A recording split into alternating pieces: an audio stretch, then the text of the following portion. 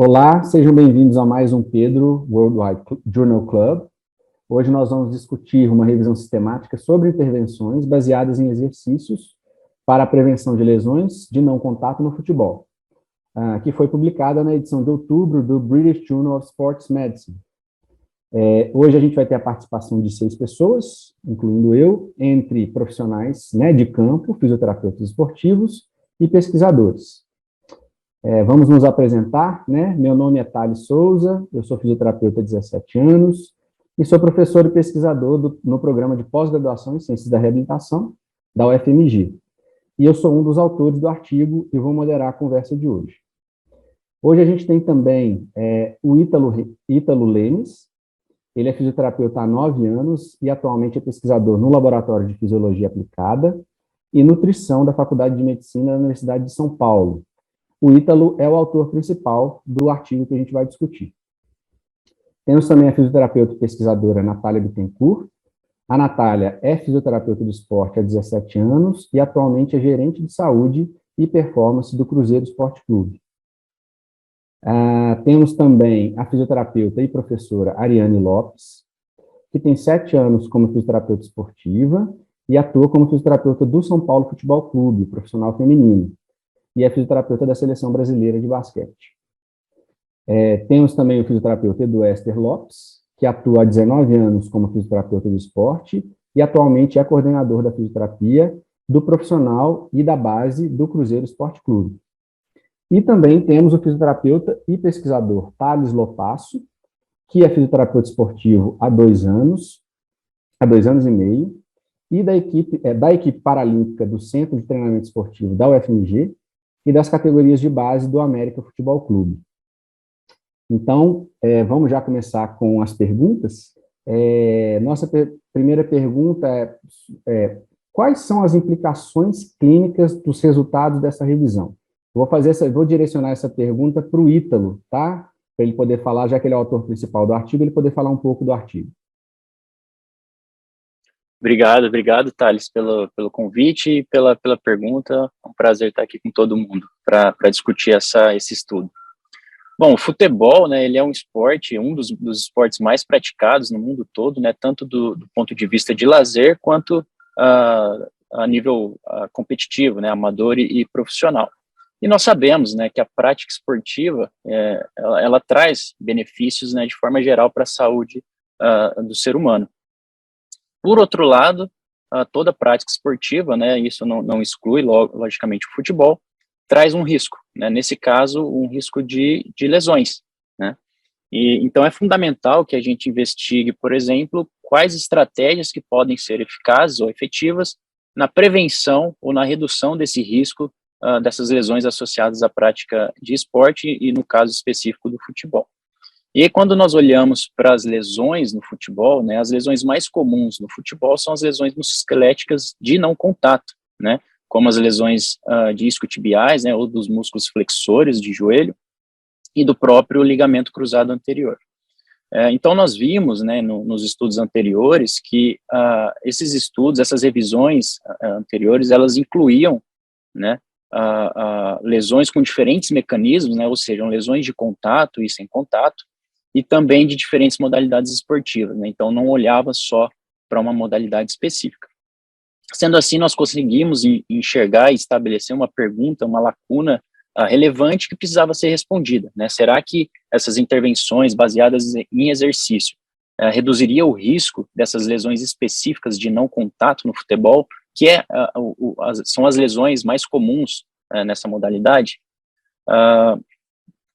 Então, baseado no que nós encontramos, nos resultados que nós encontramos, e no que se tem na literatura, obviamente, até o momento, o nosso ponto de vista é de que essas intervenções baseadas em exercícios, elas deveriam, ou pelo menos poderiam ser implementadas para reduzir o risco dessas lesões de não contato, dessas lesões musculoesqueléticas de não contato, E aí, falando mais especificamente do tipo de intervenção ou do tipo de exercício, quando a gente fala da especificidade dessas intervenções, se são exercícios gerais ou se são exercícios específicos, os nossos resultados, eles mostram que parece existir espaço para as lesões, para os exercícios específicos, no caso, o exercício nórdico, que é um exercício de fortalecimento excêntrico dos músculos flexores de joelho. Existe espaço para esse tipo de exercício quando o objetivo é prevenir essas lesões específicas, esse tecido especificamente, né, que por sinal, né, de novo, é uma das lesões aí mais prevalentes nessa modalidade. Em relação às intervenções de exercícios gerais, né, ou seja, aquelas intervenções que incluem tanto fortalecimento excêntrico, exercícios pliométricos, corrida, exercícios de agilidade, com base no que nós encontramos, nós acreditamos que seja um tipo de exercício, um tipo de intervenção mais viável de ser implementado na prática clínica, justamente porque são exercícios de uma complexidade baixa de execução e requer uma menor supervisão dos profissionais ali relacionados. Beleza, aí, tudo legal. Vamos fazer a nossa segunda pergunta? Nossa segunda pergunta vai ser, então, vou fazer para a Natália, tá? Então, vamos fazer a perguntinha para a Natália. Vamos lá, Natália. Com base no nível de evidência encontrado na revisão, como que você acredita que a gente deve olhar para esses resultados? Tá? Você acha que esses resultados, eles podem ou devem ser implementados na prática clínica? O que você acha? Bom, primeiro, obrigada, né, Thales, pelo convite. Estou super feliz de estar dividindo aqui esse momento para a gente conversar e fazer a ponte, né, entre prática e ciência. Os resultados são sensacionais, porque, na verdade, o que a gente vê é que, na prática, a nossa tentativa enquanto fisioterapeutas é sempre implementar os exercícios na rotina dos atletas.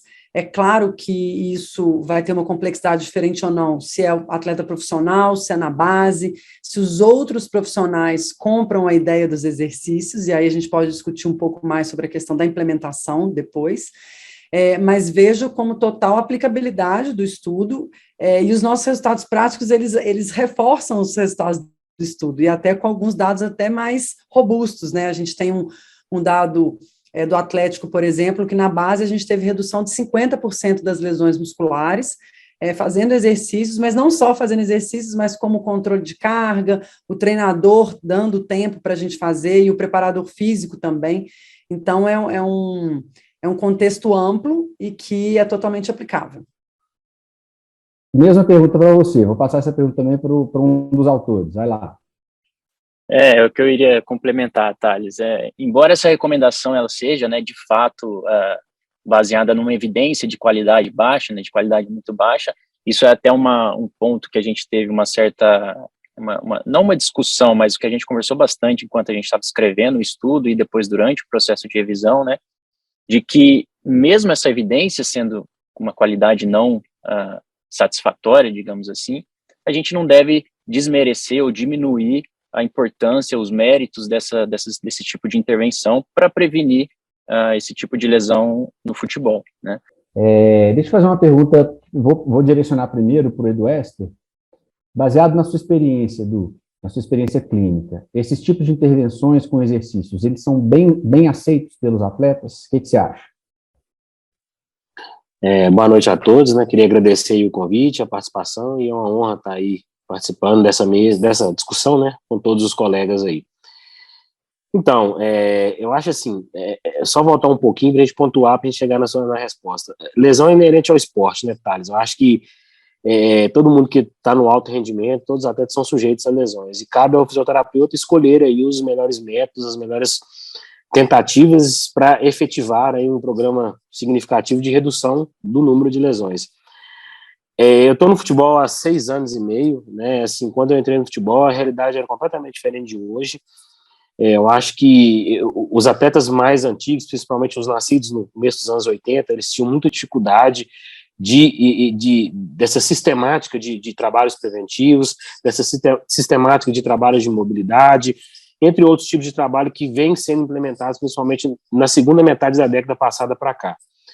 Então, hoje, né, no começo, a gente está iniciando aí um trabalho no Cruzeiro, e um trabalho que já vinha sendo iniciado há alguns anos atrás, um trabalho de formiguinha, como a Natália gosta de dizer. A gente tem conseguido, sim, alguns resultados em implementação de algumas tentativas de exercícios satisfatórias. A gente tem conseguido, nos últimos anos, fazer um trabalho preventivo mais amplo. A gente teve alguns cases de sucesso em 2018 e 2019 com a implementação, com uma adesão grande dos atletas, né? A gente teve um número muito baixo de lesões, só que nesses últimos 2 anos, especificamente, principalmente em 2020, a gente teve um N muito grande, apesar de ter baixas lesões, a gente não conseguiu ter uma efetividade nesse programa por conta muito mais de distúrbios fora do clube do que dentro do clube, né, internamente. Então, a gente não conseguiu efetivar esse programa de uma forma sistematizada, vamos colocar assim. É o que a gente está tentando fazer agora, né? A gente conseguiu aí, no primeiro momento, convencer todo mundo que a gente vai conseguir implementar e já estamos começando a atuar dentro dos atletas. Então, eu acredito que hoje, né, a realidade que a gente vive hoje no clube, essa aceitação seja um pouco maior. Né? Eu trabalhei com a Natália também no Minas, trabalhei no Centro de Treinamento Esportivo da UFMG. Lá essa aceitação era um pouco maior do que no futebol, né? Os esportes, tirando o futebol, que é um esporte muito popular, esse público é um público que entende mais um pouquinho dessa necessidade, então isso também eu acredito que seja aí uma alavanca, né, para a gente conseguir desempenhar aí de forma efetiva essa sistemática da prevenção aí, principalmente em relação à redução do número de lesões. Ou seja, Edu, parece então que o entendimento do atleta sobre a importância deve influenciar, né, na aceitação. Eu tenho certeza que influencia, né? O futebol é um esporte muito cheio de moda e muito cheio de modismos, né? Então as pessoas, elas têm algumas crenças e acham que essas crenças é que vão resolver os problemas, né?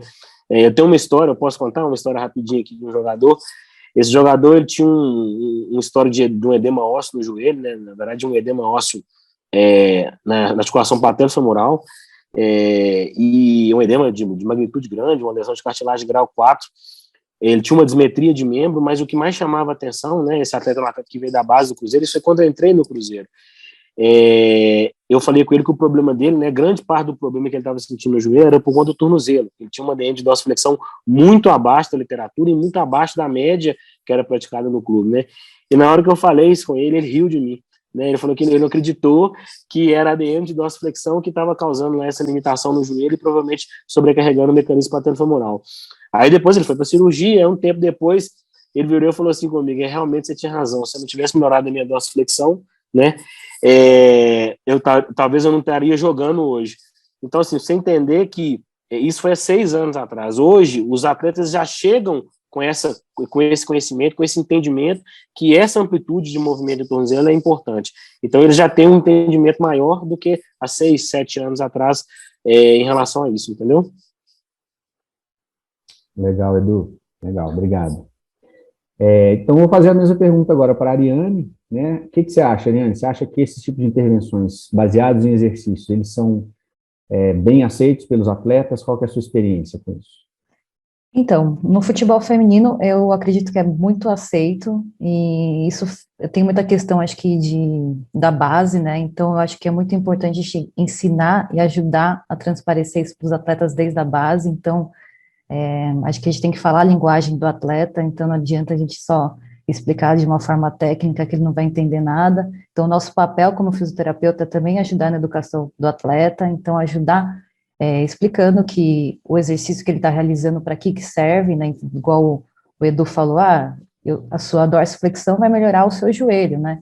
Então, a gente tem esse conhecimento, o atleta não tem, principalmente o pessoal da base, talvez o pessoal do profissional hoje em dia tem até querendo já falar o que eles querem fazer, né? Então, eu quero fazer ultrassom, quero fazer não sei o quê, mas nosso papel na base é trazer essa linguagem diferente para o atleta, educar o atleta, explicar o conceito dele, né? Conceito corporal, para que serve, e no profissional, quebrar as crenças, né? Então, ele vem de vários clubes, então tem profissional que já passou 3 anos no clube, e aí um profissional, às vezes ele é mais, não tão, ele é mais prático, não está mais na ciência, então ele tem uma questão de trabalhar, e aí a gente tem outra questão, e aí a gente vai quebrando as crenças de medo de se movimentar, enfim, e aí ele começa a perceber que aquele exercício, né, começa a dar resultado. Então, acho que a melhor maneira de o atleta ter aderência é quando ele começa a ver que o corpo dele responde, né? Então, o tempo é muito importante. alguma questão que vocês acham da implementação dessas intervenções que a gente tem discutido bastante no artigo, em termos também não só da aceitação pelos atletas, mas da equipe toda, então dos profissionais de saúde, por exemplo, ou dos gestores? O que vocês acham? Vocês podem discutir, pode ser qualquer um para responder, sem problemas. Bom, na minha experiência, né, lá, inclusive no Minas Tênis Clube, que a gente implementou a parte preventiva com exercícios em 8 modalidades esportivas e 1.000 atletas, né, então o desafio lá é muito grande, assim como nas categorias de base e agora no profissional, a parceria com a preparação física é o ponto mais chave num primeiro momento, assim.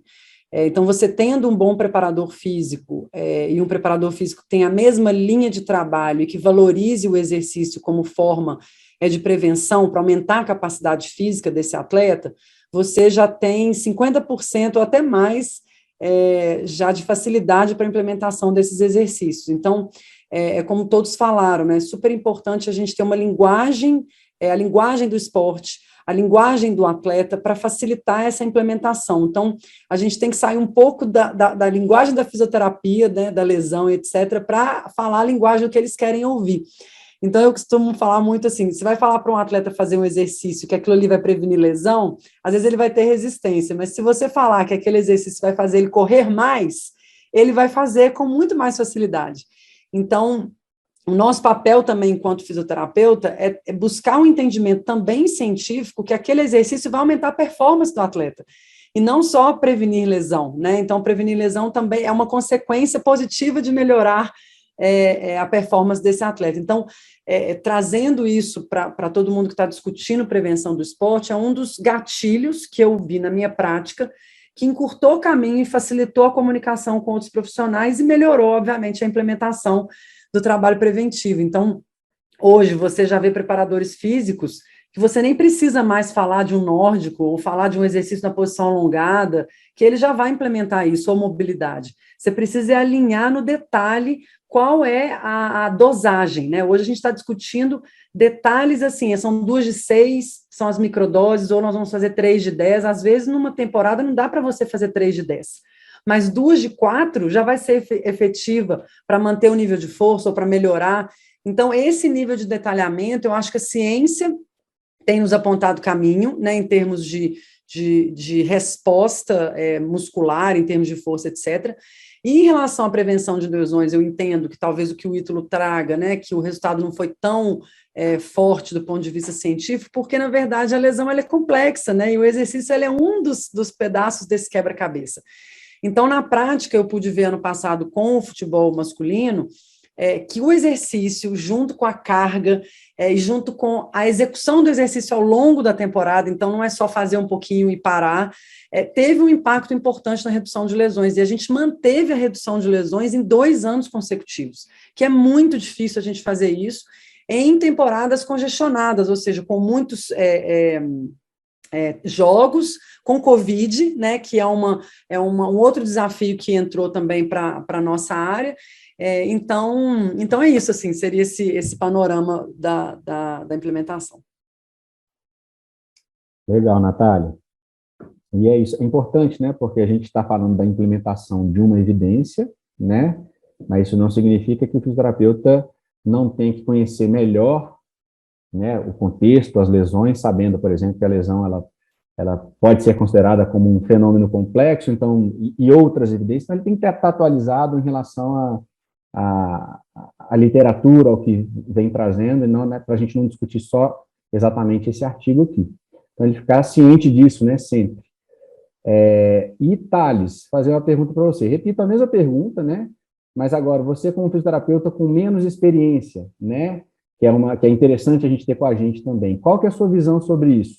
Qual que é a sua visão em termos de se esses exercícios são bem aceitos pelos atletas e até pela equipe de vocês? Bom, pessoal, boa noite a todos, né? Primeiramente, agradecer aí pelo convite. Um prazer enorme estar aí junto de tantas pessoas tão capacitadas para poder falar sobre um tema que eu gosto tanto.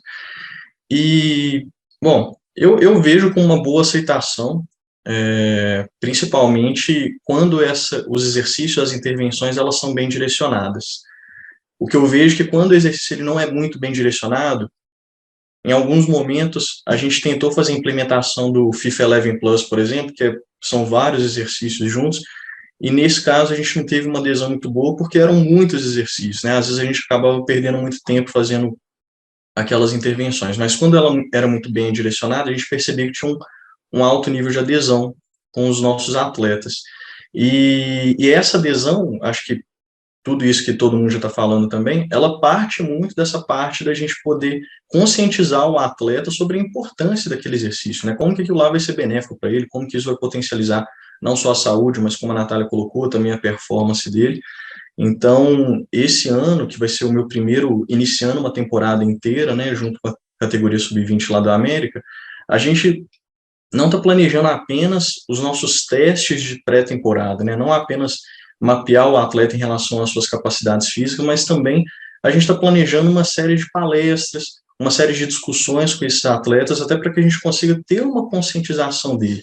Falar sobre o sono, falar sobre a nutrição, momentos de lazer, até uma inteligência emocional, como que isso pode beneficiar o atleta durante a temporada, que, igual já foi falado também, é uma temporada muito longa, os jogos, é um jogo atrás do outro, isso pode acabar gerando um desgaste muito grande, e entra muito também na parte da gente poder ter o apoio de toda a equipe, né?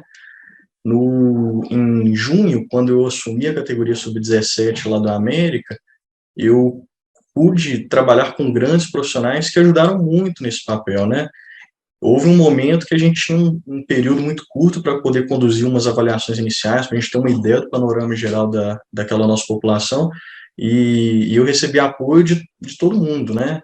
Depois que a gente propôs as intervenções, o preparador físico estava sempre cobrando dos atletas, perguntando se estavam fazendo, se estavam tendo alguma dificuldade.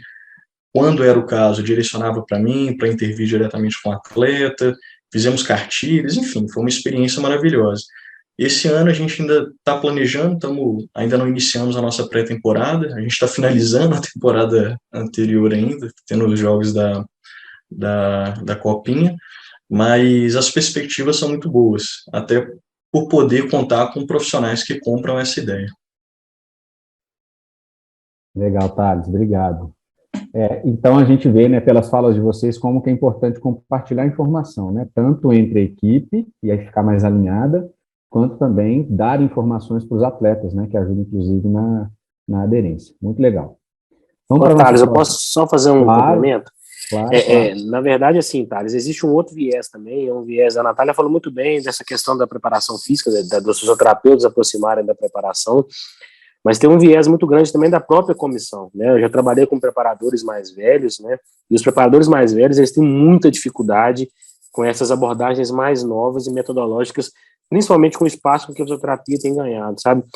Essa questão de prescrição de exercício, de trabalhos preventivos, né? Então, assim, essa crença, ela vem sendo quebrada, né? E os preparadores mais novos, das comissões dos treinadores mais jovens, né? Elas são mais bem preparados e mais adeptos e aceitam mais de uma forma mais bacana, né, essa introdução dos exercícios, né, e principalmente a participação em conjunto com a fisioterapia. Então, assim, nesses últimos tempos aí, tirando talvez 2 comissões que eu trabalhei, a gente não conseguiu implementar de forma efetiva mesmo o trabalho preventivo da forma que eu gostaria que fosse, beleza? Era só para ter esse viés também aí. Então, vamos para a nossa próxima pergunta. Vamos lá. Existe alguma situação em que você, fisioterapeuta, ficaria relutante em prescrever esses exercícios, os exercícios do artigo, né? Sejam os gerais ou os específicos? Vamos perguntar isso primeiro para a Natália. O que você acha, Natália? Alguma situação que você ficaria relutante em aplicar e prescrever esses exercícios?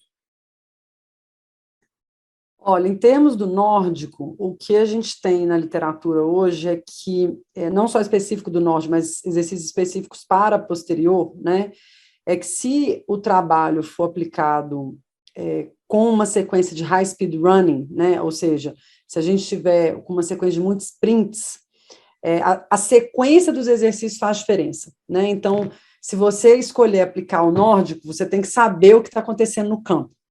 né? Então, tem alguns pesquisadores que mostram que se você fizer um trabalho de muita força e depois o atleta for fazer um high speed running, que é o trabalho em acima de 20 km por hora no campo, você pode colocar em risco esse atleta, porque você tem uma resposta acumulativa ali da força.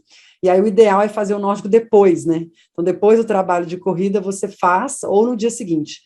Então, por isso que é importante, eu gostei do que o Thales comentou também, que a gente aprende muito com a preparação física, eu gosto muito dessa fala, porque a gente precisa sair da maca, né, ir para o campo e entender também das valências físicas e o que está acontecendo no contexto desse atleta. Né? Então, não adianta os fisioterapeutas ficarem igual uns loucos querendo aplicar nórdico e não entender em qual momento aplicar aquele exercício. E para você saber quando aplicar, você precisa entender de fisiologia, entender o impacto daquele exercício na performance do atleta. Legal. Então, vou fazer essa mesma pergunta para o Thales.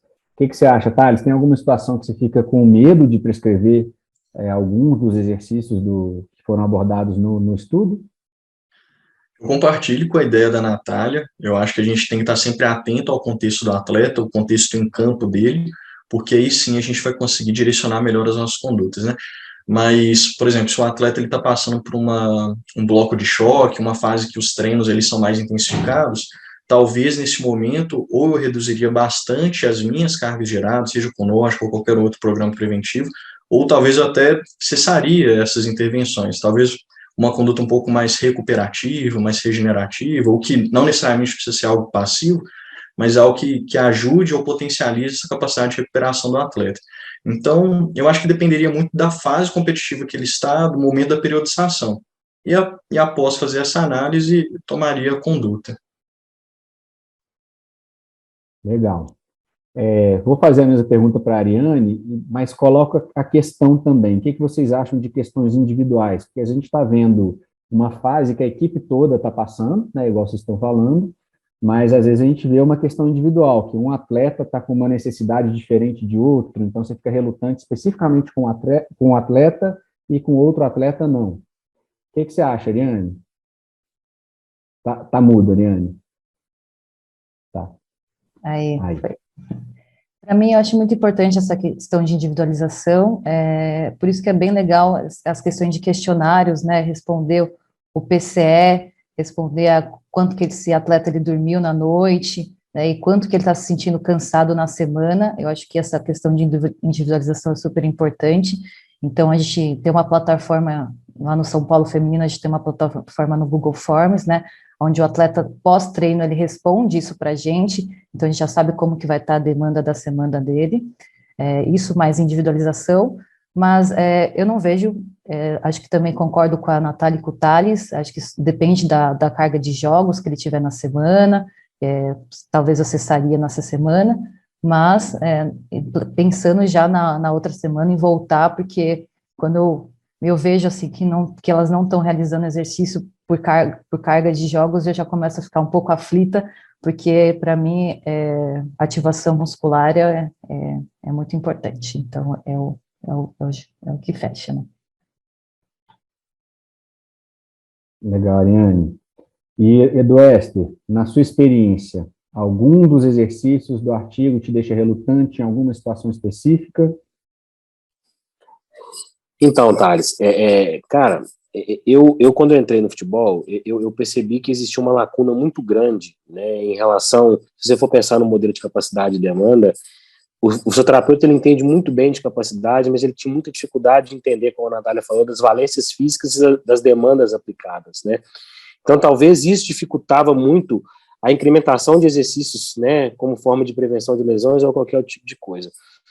Então, assim, nos primeiros 6 meses de futebol, eu fiz uma imersão, né, em entendimento de demanda, né, principalmente em aplicação de carga, para me entender até que ponto eu poderia, né, trabalhar isso sem gerar uma demanda extra para esses atletas, né. Então, o entendimento do treino, ele é muito importante, mas eu sou muito adepto de microdoses, cara. Eu acho, assim, que se você consegue incrementar dentro de um programa geral de prevenção de lesões, microdoses específicas para alguns grupos musculares, né, tipo 2 de 4, 2 de 6, que são doses pequenas, a gente já vai conseguir atingir de alguma forma os níveis de força e principalmente que esse atleta não tenha dor muscular ou alguma coisa que possa não deixar ou não jogar no outro dia. Então, assim, eu já fiquei relutante, né, no primeiro momento, eu acho que hoje não mais, né, hoje eu já tenho um domínio maior dessa questão, né, já venho com essa aplicabilidade de microdose há um tempo já, e a gente agora, lá com a chegada da Natália, está incrementando um pouco mais esse tipo de trabalho.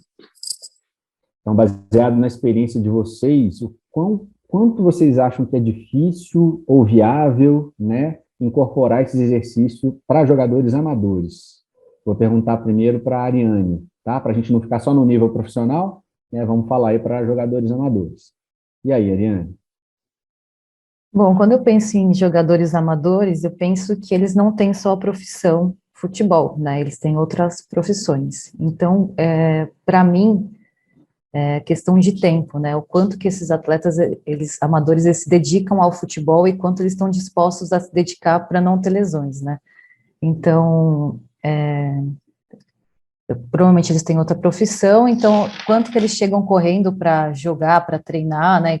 Quanto que eles chegam, será que eles conseguem chegar mais cedo? Será que o técnico, conversar com o técnico para, no meio do treino dele, a gente conseguir fazer uma ativação uns 30 minutos antes, ou até mesmo 10 minutos, para que seja eficaz, né? E também, como a gente já disse, trazer ele para a linguagem dos atletas, né? Geralmente, jogador amador, ele não tem tanta estrutura, né, então ele geralmente tem um técnico, geralmente o fisioterapeuta não está lá todo dia, às vezes é uma clínica parceira, então tentar trazer essas informações, e acho que o técnico é o principal porta-voz que a gente pode trazer e ensinar esse técnico, e esse técnico repassar para os atletas, porque geralmente a gente não está lá todos os dias, né, não tem tanta estrutura multidisciplinar igual a gente tem nos profissionais, né. Vamos lá, então. A gente já abordou bastante sobre a aderência dos jogadores, quando a gente falou da aceitação deles, vocês acabaram trazendo bastante coisa sobre aderência. Mas, o que vocês acham? Eu estou perguntando para todo mundo, quem quiser colocar alguma observação, tá? O que vocês acham, então, da aderência para esse tipo de exercício que a gente abordou no artigo? E o que poderia ajudar a aumentar a aderência o máximo possível a esses exercícios? Vou falar uma coisa super polêmica. Sabe o que mais ajuda o atleta a aderir? Ele já tem uma lesão. Então, ter uma lesão, a gente sensibiliza o atleta e ele vai ser o nosso fiel escudeiro. Então, apesar de ser totalmente paradoxal, mas acontece, porque o atleta sabe que ele vai viver aquele momento, né, o que ele já passou com uma lesão, então ele vai falar, olha, e muitas vezes ele vai ser o nosso porta-voz para outros atletas que nunca tiveram lesão.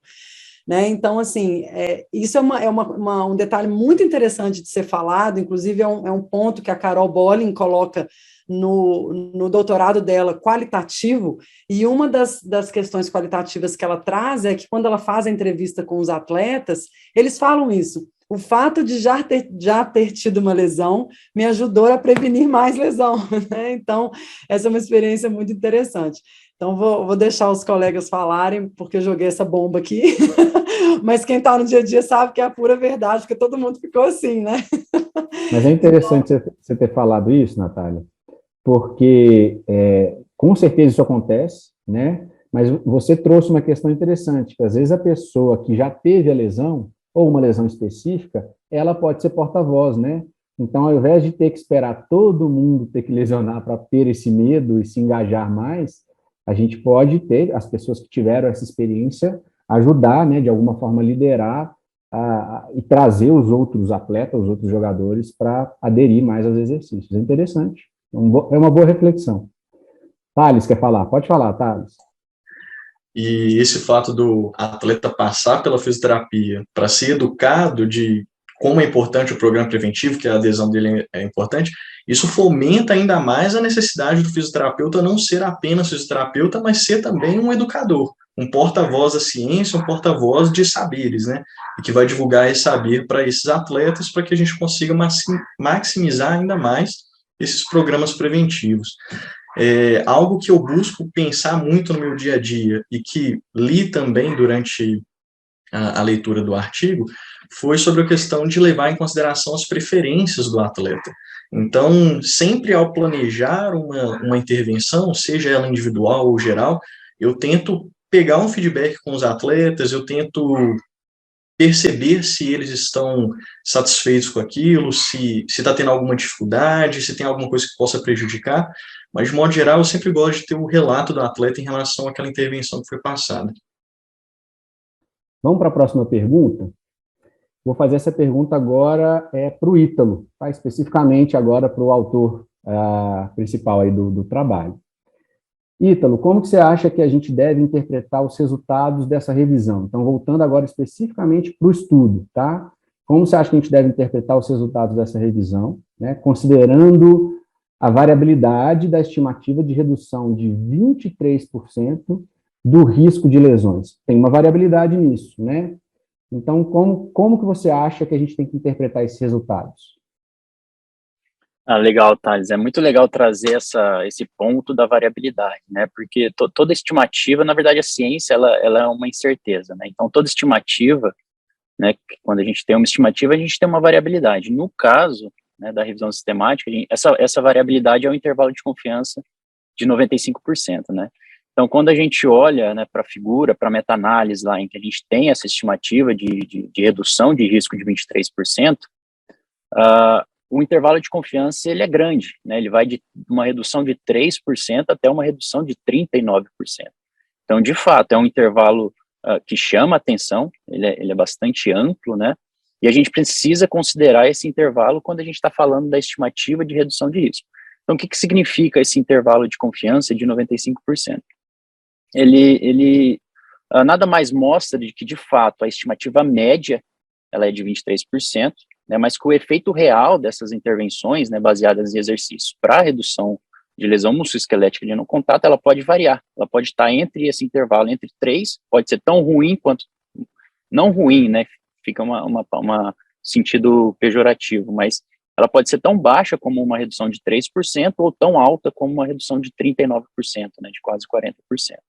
Então, a gente precisa considerar esse intervalo quando a gente está interpretando essa redução média de 23%, né? Eu acho que esse intervalo grande, ele nada mais demonstra, de novo, né, que a gente precisa avançar na qualidade dos estudos, dos ensaios clínicos, para que a gente consiga não eliminar essa incerteza, mas diminuir esse intervalo para a gente ter uma menor imprecisão dessa estimativa.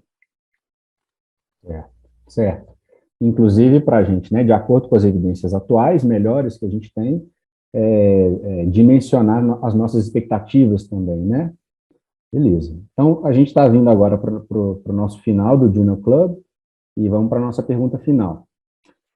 Uma pergunta geral, tá? Vamos primeiro passar para a Natália. Natália tem uma experiência interessante, né, como pesquisadora e como fisioterapeuta também experiente na área esportiva.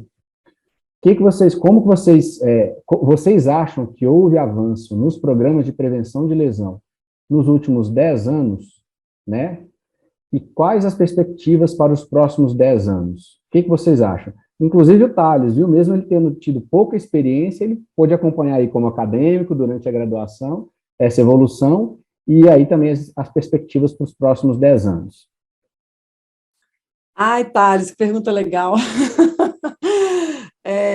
Sim, teve demais, né? Começa pelo processo de avaliação, né? Avaliação da fisioterapia em 2008, eu posso falar isso porque eu fiz avaliação em 2008, era praticamente uma avaliação postural, né? A gente ficava, sei lá, 40 minutos só avaliação postural, e hoje, e é muito legal falar isso na sua frente, eu acho que o papel da UFMG na figura do professor Sérgio Fonseca foi um divisor de águas para todos nós, para a gente, de fato, trazer a fisioterapia no lugar que ela merece, em termos de ciência, em termos de prática, da gente mudar a vida dos atletas, né? Então, a gente tem muita sorte de ter a UFMG nesse celeiro produtivo aí da fisioterapia. E eu tenho certeza que os próximos 10 anos nós vamos revolucionar mais ainda com os brilhantes professores que aí estão. E eu vou começar de trás para frente, tá? Para os 10 próximos anos, eu espero que a gente consiga evoluir na parte da individualização, né, que tenha mais literatura que traga para a gente, se realmente individualizar, a gente tem uma resposta estatística melhor, porque Na prática, a gente vê, mas a gente precisa, obviamente, passar pelo método científico para saber se isso faz diferença ou não. Então, eu acredito que isso, né, esse ponto é o ponto da evolução dos próximos 10 anos. E o que a gente já evoluiu, pegando esse link da avaliação que eu falei para vocês, era uma ideia dos exercícios muito fixos, né, assim, exercícios muito simples, mas fixos, sem ter uma adaptação ao planejamento, à demanda dos atletas, sem ter uma interação com as valências físicas que a preparação física traz muito. Ou seja, a gente antes era muito preocupado só com a capacidade, agora a gente já tem uma interação entre capacidade e demanda, porque o fato do fisioterapeuta entender mais de demanda, ele consegue aplicar a prevenção nesse limbo e nessa interação que existe da necessidade do exercício dentro, né, e adaptado à prática esportiva. Então, seria isso. Muito legal, Natália. E aí, pessoal, Ariane, Edu, Thales, o que vocês acham do passado e das perspectivas para o futuro? Eu posso falar? Cara, assim, essa pergunta é a pergunta mais top aí dessa discussão toda que a gente teve aqui. Porque, assim, cara, a avaliação, para mim, é a maior conquista da fisioterapia, né? Se você for pensar, eu formei em 2003, há 20 anos atrás, quase. O que eu fazia 20 anos atrás era completamente diferente do que eu faço hoje. Na verdade, o que eu fazia 5 anos atrás é diferente do que eu faço hoje. Muito disso veio por conta da evolução da avaliação, né? Igual a Natália falou, eu não formei na UFMG, mas eu sou praticamente daí, porque a minha linha de pensar, os meus sócios todos que eu trabalhei a vida inteira são da UFMG. Então, quando a gente toma um movimento como objeto base da nossa intervenção, a gente muda a fisioterapia de patamar, né? E, assim, a fisioterapia, né, com esses métodos avaliativos, principalmente na última década, ela nos trouxe muitos parâmetros normativos e assertivos para a gente conseguir testar e retestar, isso muito correlacionado com o movimento, que não existia antes, né? Assim, eu sempre tive muita preguiça de avaliação postural, porque eu acho que ela não teoricamente, não direcionava nada para a gente em relação, principalmente, o que é o esporte hoje, que é o movimento, né? O esporte é movimento. E, como a Natália disse, ela falou uma outra frase muito importante, que essa variabilidade, né, de exercícios fixos que não existia, muitos exercícios eram feitos só num plano, né, no plano sagital, era um plano que era o mais explorado. Hoje a gente entende que, se a gente explorar os outros planos, né, a gente consegue resultados mais efetivos em relação à prevenção, né, e para os próximos 10 anos, né, assim, eu acho que a gente vai crescer muito mais, como a Natália disse aí, a questão da individualidade, a gente já sabe que funciona, mas a literatura ainda não dá um suporte tão efetivo em relação a isso, e eu acho, cara, que assim, hoje, né, eu costumo falar isso nas minhas aulas, a fisioterapia dentro do esporte de alto rendimento, principalmente o futebol, a gente hoje previne e recupera muito mais do que trata, né, a gente identifica o fator e tenta modificar esse fator dentro de uma casuística e de uma lógica, claro. E esse entendimento da demanda, essa correlação com as valências físicas e a correlação até com o estilo de jogo, né, com essas questões de treinabilidade que hoje o esporte, né, e o futebol ele proporciona, faz com que a gente também tenha um entendimento maior do que a gente vai aplicar e do que aonde a gente pode chegar.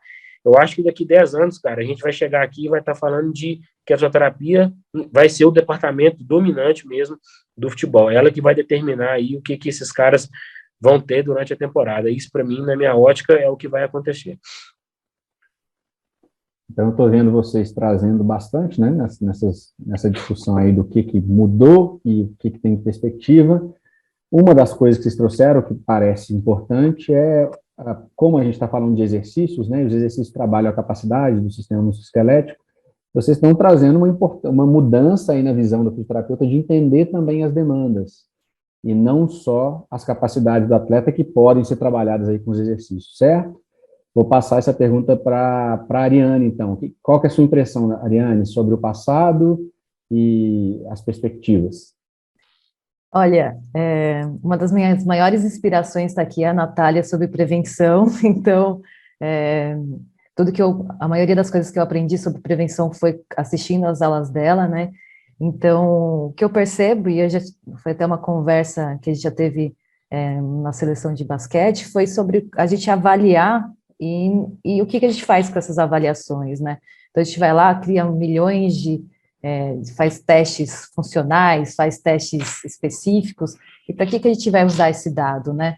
Então, uma das coisas que eu vi que a gente está melhorando foi a gente usar e deixar esses testes mais específicos, né, para a modalidade, né? Então, e usar esses testes a favor para a gente criar o preventivo, o vacina, né, aquele preventivo que cabe para o grupo, mas que quando a gente vê maiores déficits, a gente traz ele para o individual. Então, pensando no passado, eu vejo que a gente evoluiu muito em não só avaliar por avaliar, mas ser mais eficaz no preventivo. E no futuro, que a gente consiga cada vez mais trazer isso para a modernidade, né? Então, a gente já tem os aplicativos, né? Então, trazer isso para ser mais rápido, para a gente não precisar de tanta gente para fazer isso, para a gente conseguir ser mais assertivo, e individualização. Acho que é isso. Legal, gente. E você, Thales, mesmo sendo um fisioterapeuta mais novo, né? Com certeza você tem a sua impressão, desde a sua época de formação aí da graduação, a impressão que você tem atualmente. E você, como fisioterapeuta que está começando aí com gás, quais são suas perspectivas aí para os próximos 10 anos? Concordo, né, com os pensamentos de que a gente precisa entender mais a demanda. Eu vejo o profissional, o fisioterapeuta, crescendo muito como profissional a partir do momento que a gente começar a entender mais sobre as cargas de treinamento. Eu acho que esse é o futuro da profissão, é onde eu acho que a gente tem que trabalhar para a gente poder galgar novos espaços dentro do esporte. Acho que isso vai ser um grande diferencial. E eu tenho só 4 anos de formado, né? Realmente eu não cheguei a pegar essa parte onde toda a avaliação ela era resumida a uma avaliação postural ou algo assim, até porque a minha primeira experiência com o esporte, com o futebol especificamente, ela já foi uma experiência muito rica, né? Eu fiz um estágio no Cruzeiro, onde eu aprendi muito com o Charles, o André, o Roner, depois o Edu chegou e foi um aprendizado sensacional. E desde sempre eu percebi o empenho deles com as avaliações, como era importante, né, esse momento de avaliação e de transportar esses dados para um programa preventivo. Então, eu só usufruí de boas experiências. E eu não só acho que houve uma evolução, né, mas como também houve um reconhecimento dessa evolução. Inclusive, o último trabalho do grupo de pesquisa do Jan Ekstrand sobre epidemiologia lá na UEFA, eles citam os programas preventivos como um dos responsáveis pela redução das lesões ao longo desses quase 20 anos de análise, né? O que eu acho também muito importante, o que dá muita força para esse movimento que a gente tenta fazer. Isso aí, pessoal. Eu queria agradecer a todos. Eu acho que foi as discussões foram muito ricas, né? Eu acho que por esse Journal Club da Pedro, a gente conseguiu discutir tanto os temas específicos do artigo, então, em termos de viabilidade, aplicação dos exercícios, né, utilidade dos exercícios, das intervenções baseadas em exercícios para prevenir lesões, quanto também outros temas que são importantes aí também para o tema de prevenção de lesões do esporte, né? Então, eu queria agradecer. Eu acho que com esse Junior Club a gente está fazendo o papel que é importante, que é o papel realmente do Junior Club, que é trazer, colocar em contato, né, as evidências científicas, a ciência, junto com o fisioterapeuta e a prática clínica. Então, eu queria agradecer a todos, um grande abraço.